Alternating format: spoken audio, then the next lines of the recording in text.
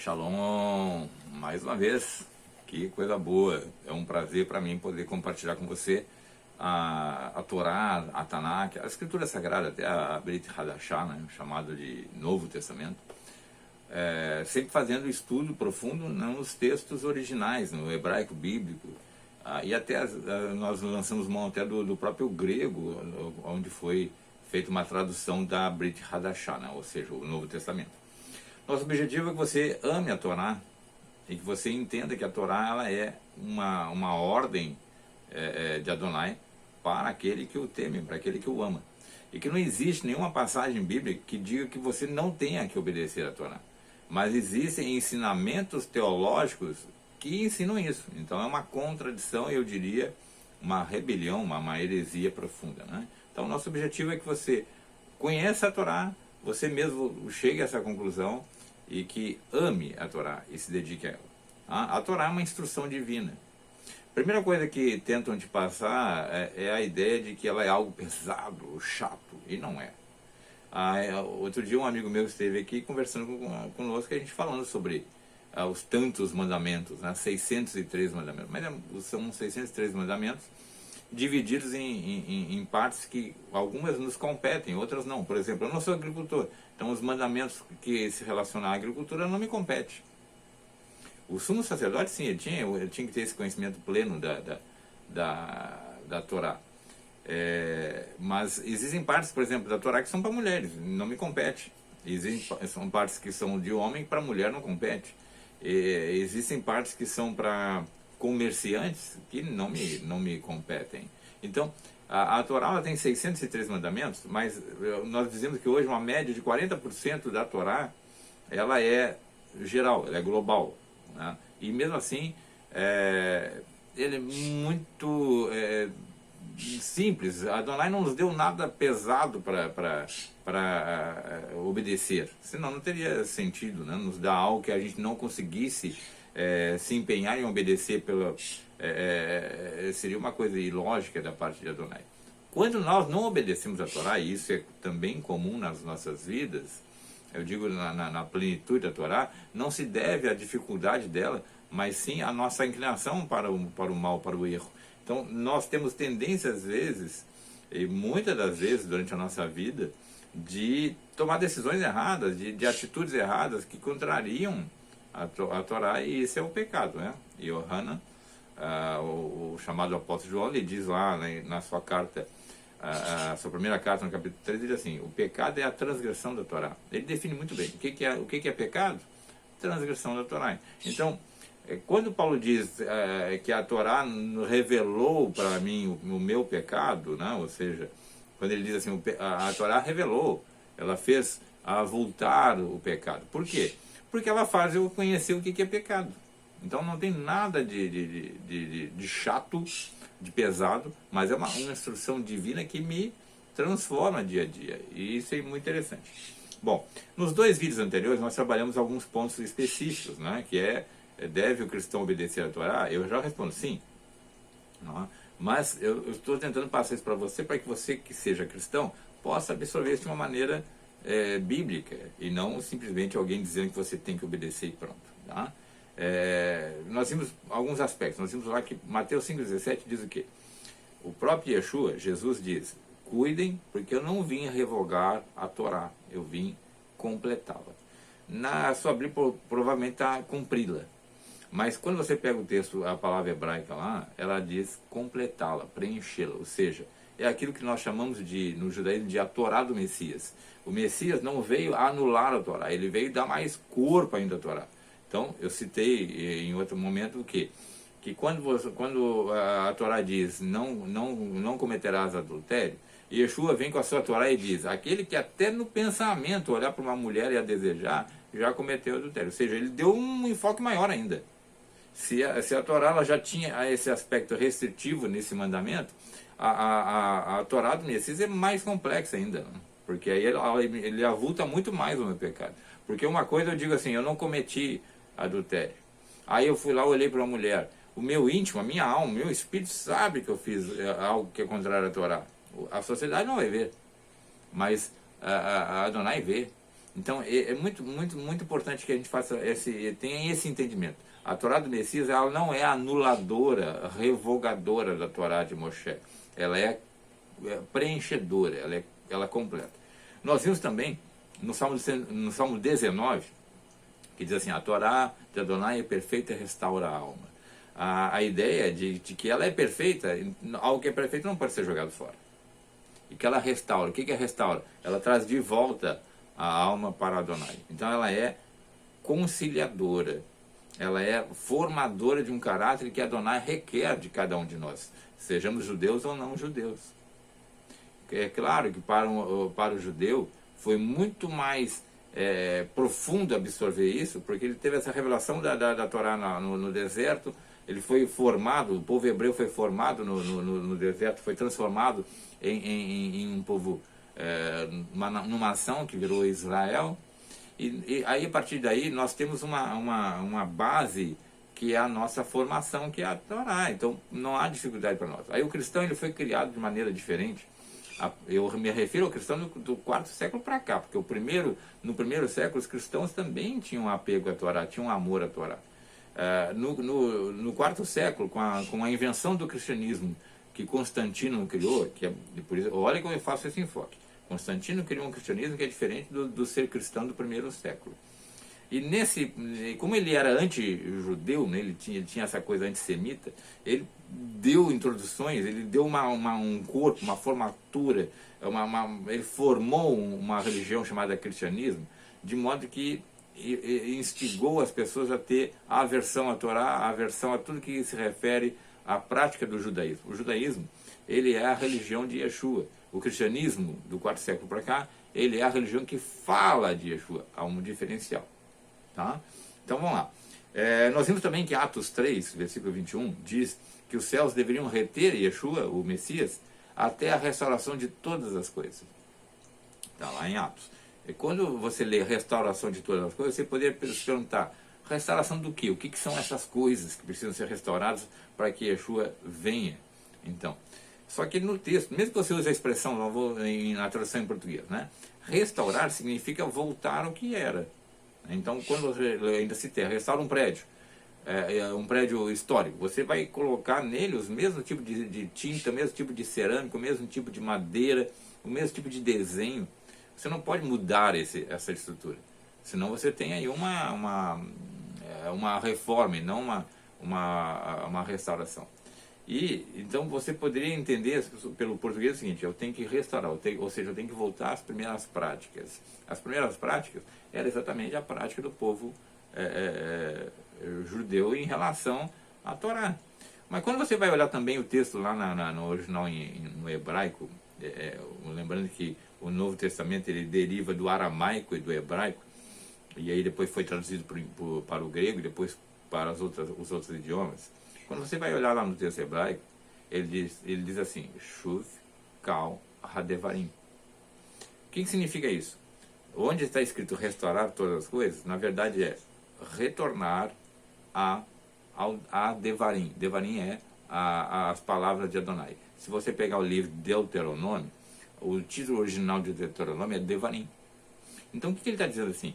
Yeshua vai ficar lá no céu e só vai voltar quando todo mundo restaurar, ou seja, voltar à Torá. O Deuteronômio, o livro Deuteronômio, ele é o compêndio da Torá. Então ele está dizendo exatamente isso no texto: voltar para a Torá. Porque a Torá é que vai formar o povo de tal modo que seja receptivo ao Messias. Veja, nós precisamos de um caráter para que possamos ter o reinado do Messias. Esse caráter é dado pela Torá. Não imagine que Yeshua viria num ambiente totalmente podre. Ele precisa vir num ambiente que esteja com caráter celestial. E a Torá é que dá isso. Agora, nesse terceiro vídeo, eu quero chamar a atenção de outros aspectos. No capítulo 28 do livro de Provérbios, no versículo 9, diz assim: o que guarda a Torá, o que desvia os ouvidos de ouvir a Torá, até a sua oração é abominável. No versículo 7 que eu estava lendo por engano, diz o seguinte: o que guarda a Torá é filho prudente. Mas o companheiro de libertinos envergonha a seu pai, ou seja, ele não segue a Torá. Então veja bem, o que guarda a Torá é filho prudente. E no versículo 9, que é o meu versículo chave aqui, o que desvia os ouvidos de ouvir a Torá, até a sua oração será abominável. Veja, ouvir, né, da mesma raiz da palavra chamar, significa muito mais do que ouvir, significa obedecer. Quando a gente diz assim, Shema Israel, Adonai Eloheinu Adonai Echad, que foi uma ordem que Adonai nos deu, ele não, que ouve Israel, não significa simplesmente ouvir, significa ouvir para colocar em prática, obedecer. Então a Torá, ela foi nos dada para colocar em prática. Então ele está dizendo exatamente aqui, percebo, né, que é muito interessante, o que desvia, ou seja, aquele que se nega a ouvir, a obedecer a Torá, até a sua oração é abominável, não é aceita. Porque a Torá foi dada por Adonai. A Torá foi dada por ele para aquele que o adora. E aí você vai vendo como é que vai ficando a situação toda, né? Quando eu vou para João 10 e 16, é muito interessante lá, porque fica claro aquilo que também nós tratamos no vídeo anterior. O vídeo anterior nós falamos sobre Jeremias 31, que fala sobre o que é o Evangelho, o que são as boas novas, né? Lá Jeremias diz o que lá? Eis que vos trago boas novas, né? A palavra boas novas vai dar origem à palavra grega evangelho, para a casa de Israel e para a casa de Judá. Então as boas novas, o evangelho é para Israel e para Judá. E aí a ideia do texto é que ele vai unir os dois povos de novo, né? O Israel ficou o reino do norte e Judá o reino do sul, só que Israel acabou se espalhando por todos os lugares, e também Judá acabou mais tarde, né, por passar pela diáspora, ou seja, hoje tem judeus por todo o mundo. Mas aí o papel de Yeshua, Jesus, o Messias, é congregar, né, trazer de volta essas duas formações tribais, né, o norte, né, o Israel e Judá, e de volta formar o povo original, o povo lá que estava com Moshe. Então, isso hoje é difícil para alguém, às vezes, até saber de que tribo né, de que tribo eu pertenço. Mas isso não importa. Adonai sabe quem pertence a qual tribo. E as profecias dizem que nós seremos reunidos outra vez. A missão de Yeshua foi cumprir essa profecia de Jeremias, reunificar e renovar a aliança. Aí está lá, faria uma nova aliança lá em português, né? No texto em hebraico está Brit Hadashah, que significa uma aliança renovada, ou seja, vocês quebraram a minha aliança, né? Mas eu vou renovar essa aliança com vocês, vou trazer mesmo que você diga uma nova aliança, mas é uma nova aliança baseada na Torá. Aí, mas como assim? Você poderia se perguntar, tudo na Torá? Não. Quando o Messias veio, ele trouxe a sua Torá, né? Ou seja, o seu complemento para a Torá, o seu preenchimento para a Torá. Então, por exemplo, não terá lógica na volta do Messias, ou mesmo agora, eu praticar sacrifício de expiação, até porque nós seríamos considerados um herege se fizéssemos isso, porque não existe o templo e os sacrifícios tinham que ser feitos no templo, no altar sagrado. Então veja que no ano 70 para cá não houve mais isso. Então por quê? Porque os sacrifícios de culpa, de expiação serão extintos. Não farão parte dessa nova aliança. Porque a nova aliança ela se completa com Yeshua, o Messias, que veio e ele substituiu o sacrifício expiatório de uma maneira permanente. Ou seja, a partir do momento que ele é o cordeiro oferecido e que retira, que carrega, que leva sobre si o pecado daquele que confia nele, é a tradução correta da palavra fé, emuná em hebraico, eu já não tenho mais esse pecado sobre mim, mas eu não estou desimpedido de obedecer a Torá. Seria como se eu tivesse cometido tantas quebras da lei de trânsito, e aí fosse por um juiz, o juiz dissesse, olha, eu vou te fazer o seguinte, eu vou te perdoar todas as tuas quebras da lei do trânsito, todas as tuas desobediências da lei do trânsito. Aí eu saio dali feliz da vida. Mas não significa que eu possa continuar quebrando as leis de trânsito. Não é mesmo? Continue desobedecendo a lei de trânsito. O juiz não espera isso de mim. Então, o que está em jogo aqui é exatamente esse aspecto.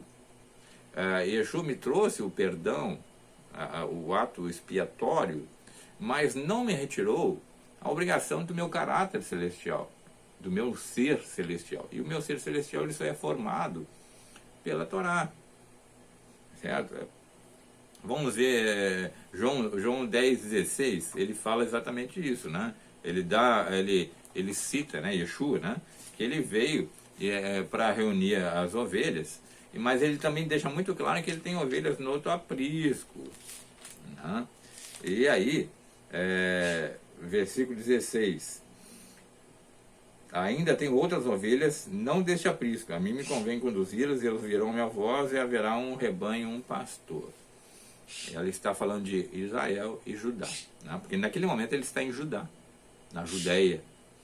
E agora ele diz, eu tenho que buscar as outras ovelhas que são perdidas. Sabe aquele texto das 100 ovelhas e uma se perde? Ele vai em busca dessa uma, que é para fechar o cerco da totalidade de Israel. Aí, onde que entra a igreja dos gentios? Calma aí. Primeiro, Adonai vai congregar, vai trazer de volta Israel para ele, e consecutivamente, gentios virão também adorar o Deus de Israel. E irão também se submeter ao Messias, Yeshua o Messias. E essas pessoas irão ser incluídas em Israel. Por isso aquela coisa que eu falei também, não existe um novo Israel que seja a igreja. A igreja é um novo Israel. Isso é uma heresia e uma ofensa grave à palavra de Deus, uma ofensa grave a Adonai. Israel sempre será Israel. Está lá nas Escrituras. Quando um gentil se converte, ele não forma um clube do bolinha à parte. Ele é inserido em Israel. Tá lá, o Paulo usa muito bem um exemplo de ele é enxertado na oliveira. Então, a partir do momento que ele é enxertado na oliveira, ele não vai produzir abacate, ele não vai produzir pêssego, ele não vai produzir maçã, ele vai produzir oliva, azeitona. Então, se ele está enxertado, olha o raciocínio. Se você que é gentil, você reconhece que Yeshua é o Messias, e você é enxertado, então, em Israel, você vai fazer algo diferente do que Israel faz? Você vai ter uma prática diferente do que Israel faz? Seria lógico. Se um galho foi enxertado ali, ele tem que seguir a raiz, ele tem que seguir o seu próprio, o local onde ele foi inserido. Ou seja, a genética daquela planta vai passar para esse galho que foi inserido. Então ele também tem que obedecer aquilo que Israel obedece. Senão, Adonai diria assim, não, esse aqui é a oliveira, esse aqui vai ser a macieira. Quando a igreja se afastou de Israel e achou que ela era o clube do bolinha, que ela não tem relações parentais espirituais com Israel, ela se desviou. E esse foi o propósito de Constantino no capítulo 4. Fazer com que a igreja acreditasse que ela fosse um grupo à parte. Ela não é. Nós, judeus e cristãos que têm um bom coração, que temem a Adonai, formamos um grupo só. Uma única família que deve viver de modo igual para Adonai.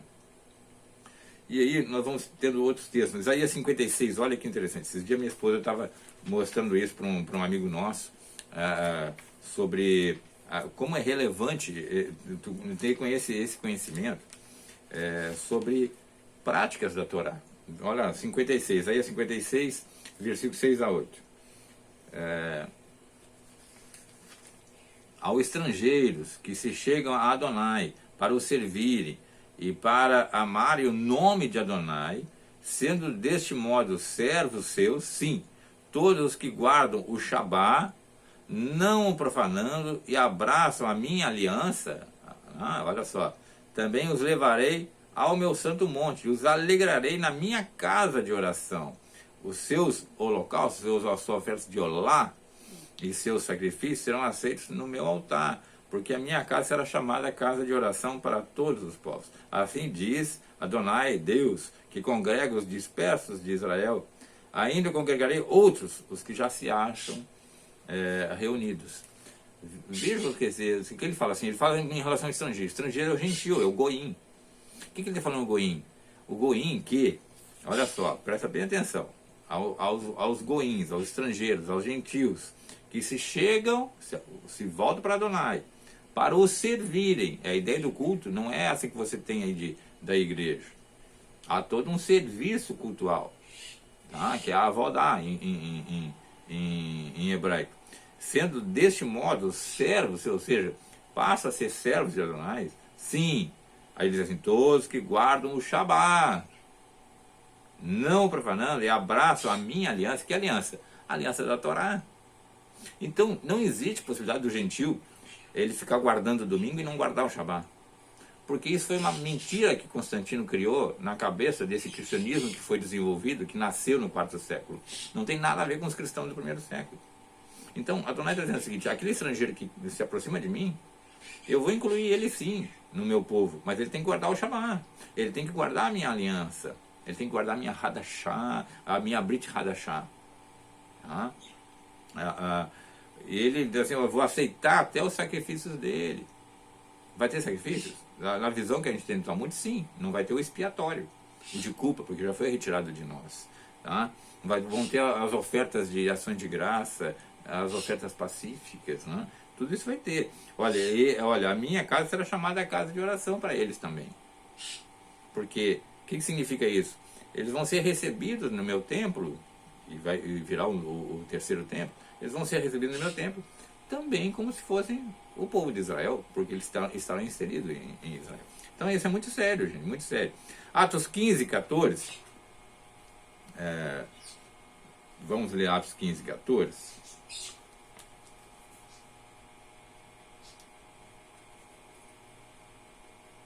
Expôs Shimão como Deus, primeiramente, visitou os gentios a fim de construir deles um povo para o seu nome. Ou seja, eu vou construir esse povo dos gentios para o meu nome. Então, a ideia de construir não é formar um grupo, esse aqui adora Adonai, esse aqui adora Adonai. Ué, mas se os ambos adoram Adonai, eles vão se mesclar, né? E aí, conferem com isso as palavras dos profetas, como está escrito. Cumpridas essas coisas, voltarei, reedificarei o tabernáculo caído de Davi, e levantando-o de suas ruínas, restaurá-lo-ei. Ou seja, ele vai restaurar Israel, para que os demais homens busquem a Adon, o soberano, e também todos os gentios, sobre os quais tem sido invocado o meu nome. Você percebeu? Como é que se invoca o nome de Adonai? Basta chamar ele de Adonai. Não. A invocação ao nome de Adonai envolve obediência à tua Torá. Porque você não consegue ser obediente a Adonai sem obedecer a Torá. Você não consegue invocar o nome de Adonai sem estar sujeito, submisso à Torá.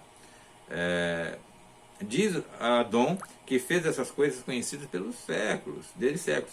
Pelo que julgo, eu não devemos perturbar aqueles que dentro dos gentios se convertem a Deus. Aí você fala assim, olha, está chegando na parte que eu quero. Mas escrever-lhes que se abstêm das contaminações dos ídolos, bem como das relações sexuais ilícitas, da carne de animais sufocados e do sangue. Porque Moshe tem em cada cidade, desde tempos antigos, os que pregam nas sinagogas, onde é lido todos os Shabbatot, em todos os sábados. Aí, veja bem, quando o cristianismo do Constantino explorou isso, ele fez uma mudança tão grave nisso aqui, que deu nesse texto, que ele deu um enfoque diferente. É como se ele dissesse assim, o gentil não precisa seguir a Torá, ele só tem que seguir essas 4 coisinhas aqui, né? Abster de contaminação dos ídolos, de relações sexuais ilícitas, da carne de animais sufocados e do sangue. Ele fazendo isso aqui já está bom. Isso aqui é Torá, gente. Isso aqui é Torá. Porque você precisa assim, o que são relações sexuais ilícitas? Primeira pergunta. Ter relação com a vizinha, com o primo? Você tem que ir lá na Torá e ver o que Adonai classifica como relações sexuais ilícitas. Aí você vai seguir a Torá. Quando você diz ali de carne de ídolos, não se abstém das contaminações do ídolo. O que é abster-se de contaminação dos ídolos? Você não pode ter a sua própria ideia pessoal do que é isso. Aí você vai lá na Torá e você vai descobrir o que são contaminações dos ídolos. Você vai entender pela Torá o que Adonai se refere aqui. Quando você diz assim, não comer carne de animais sufocados. O que é não comer carne de animais sufocados? Você não pode ter a sua ideia pessoal. Você tem que se basear na Torá para ter uma ideia do que é realmente animais sufocados. Por que Adonai requer. E todas as leis que estão relacionadas, né, a animais sufocados. Aí depois você vai lá, e do sangue, se abster-se do sangue. Como assim? Né? Eu não posso ter, volto a dizer, eu não posso ter uma posição pessoal minha em relação a isso. Eu tenho que ter uma fundamentação da Torá. Então você vai lá na Torá e vai entender o que ele quer dizer com isso. É óbvio, quando os apóstolos receberam essa missão de passar para os gentios, eles não chegaram lá e disseram assim, olha, você só tem que fazer o seguinte, se ficar livre das contaminações dos ídolos, das relações sexuais ilícitas e da carne de animais sufocados e do sangue. Eles não falaram isso. Eles passaram a ensinar os gentios o significado disso, o embasamento disso, a fundamentação disso. Certo? O que eles estavam evitando, quando o Tiago diz assim, ó, não devemos perturbar, veja bem, aqueles que se convertem, né? Ele não quer dizer assim, a Torá é uma coisa que perturba o pessoal. Seria uma hipocrisia. Eu não confiaria em Tiago, eu não confiaria em Pedro, nem em João se falasse uma coisa dessa. Como que a Torá, que é divina, veio de Adonai, pode ser perturbadora? Não é isso. Então, se você olhar os capítulos anteriores, depois das cartas paulinas, você vai ver que o que perturbava os gentios não era a Torá, mas o legalismo. Os judeus alguns judeus que passaram a ser messiânicos, ou seja, que reconheceram Yeshua como Messias, eles ainda tinham muito legalismo herdado de ensinos rabínicos que não tinham base. Lembra quando Yeshua falava assim, vocês aprenderam assim, mas em verdade eu vos digo. Né? Ele faz uma correção da halahá, da lei bíblica, né? da lei dos rabinos. Então assim, os judeus que tinham muitos ensinamentos de rabinos tentavam impor aquela ordem aos gentios e era uma sobrecarga.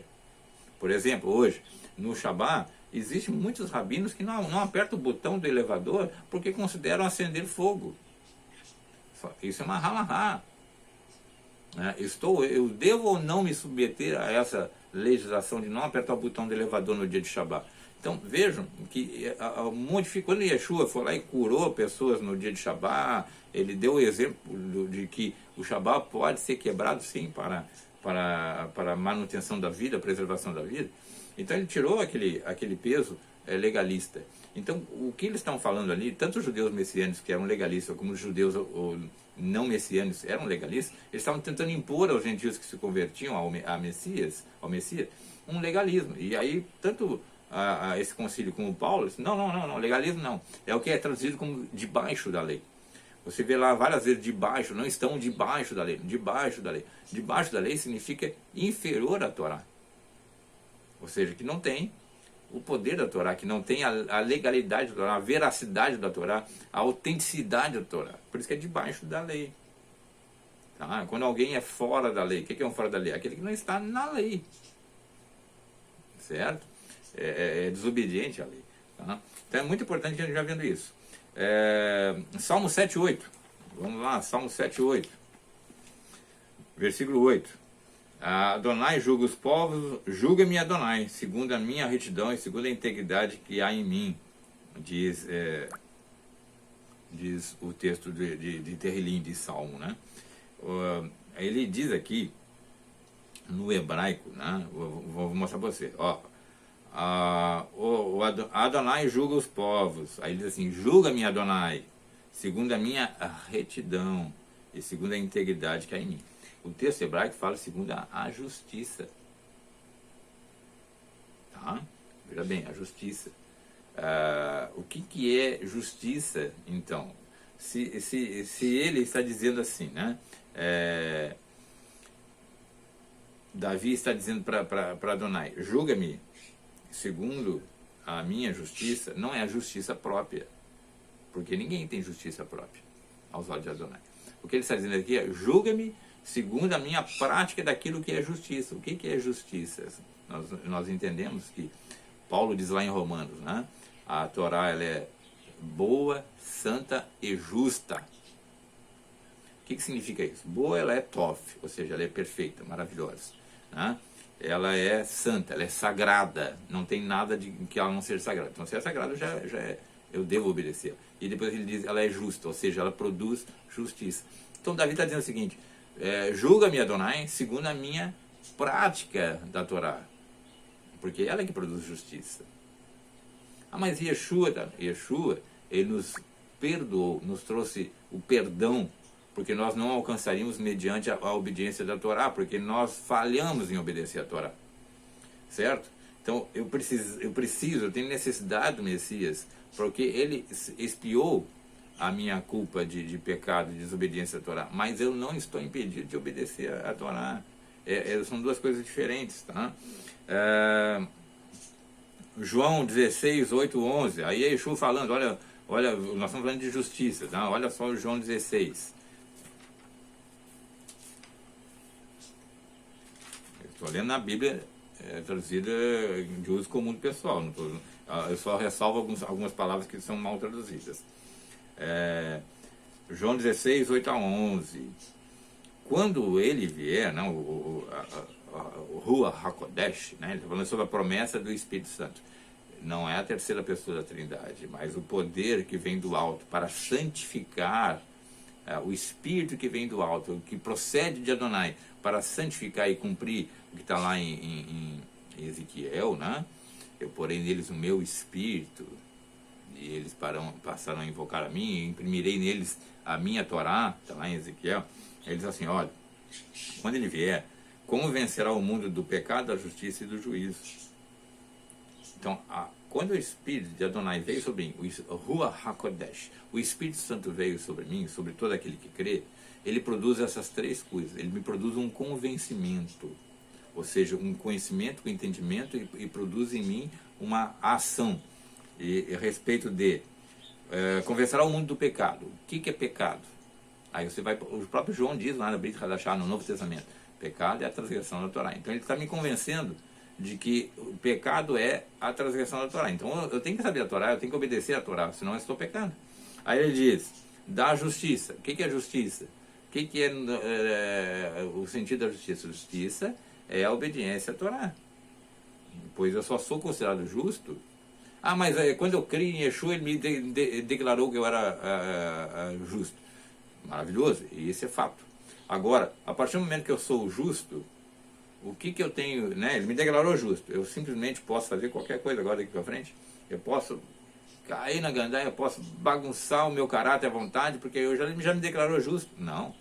No momento que ele me declarou justo, o meu peso moral aumentou, porque agora eu fui perdoado por todos os anos que eu cometi de pecado, de transgressão da Torá, e agora ele me perdoou. Mas daqui para frente, eu tenho que obedecer a Torá. Eu tenio que me empenhar nessa obediência. É que é óbvio que a obediência à Torá não vai produzir o perdão, porque eu já fui perdoado. Certo? Essa é a ideia real. E aí ele fala do terceiro, juízo, ou seja, haverá um julgamento. E o julgamento é baseado na transgressão da Torá, na prática da Torá, então virá o juízo, que é o final dos dias. Então, o que é ser justo? A primeira pergunta é: justo? Quando Yeshua, a minha fé, né, a minha emuná, a minha confiança em Yeshua, que ele é o meu sacrifício expiatório, de que ele me traz perdão, que eu não preciso mais oferecer um animalzinho, ele me declara então como tzadik, como justo. Agora, o que é um tzadik na Bíblia? Tzadik é aquele que passa a viver em obediência à palavra de Deus. Então é muito comum as pessoas falarem genericamente, tem que obedecer a palavra de Deus. Só que quando você pega a palavra é davar em hebraico. O plural de davar é davarim. Quando você pega davar ou davarim, você vai ver que é a Torá. Se você fazer uma pesquisa de davar e davarim no hebraico, você vai ver que se refere à Torá.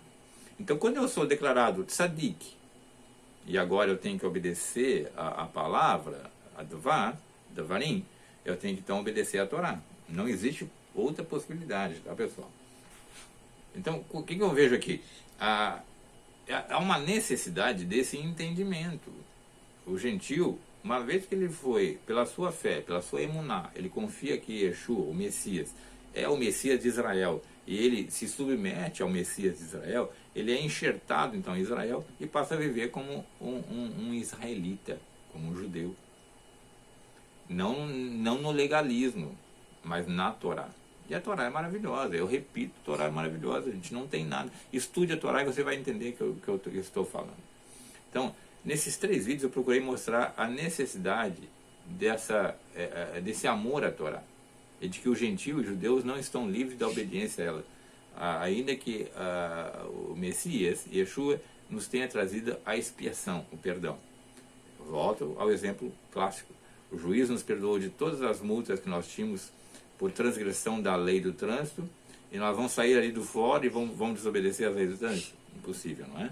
Então, eu sou perdoado pelas minhas transgressões à Torá, mas eu sou considerado, declarado ali na lei, justo pelo próprio Adonai, e a partir daqui eu vivo para obedecer a Torá. E como é que eu vou obedecer a Torá? Porque ele me deu o Ruach HaKodesh, o Espírito Santo, que me santifica e me leva a ter um desejo maior pela obediência da Torá e cumpri-la. Eu espero que você tenha entendido e que Adonai te abençoe, que ele possa te dar esse entendimento e que você se volte para Davarim, as palavras de Adonai. Que ele te abençoe e te encha de graça, desse amor, desse senso de sagrado e de obediência à Torá. Amém? Até mais.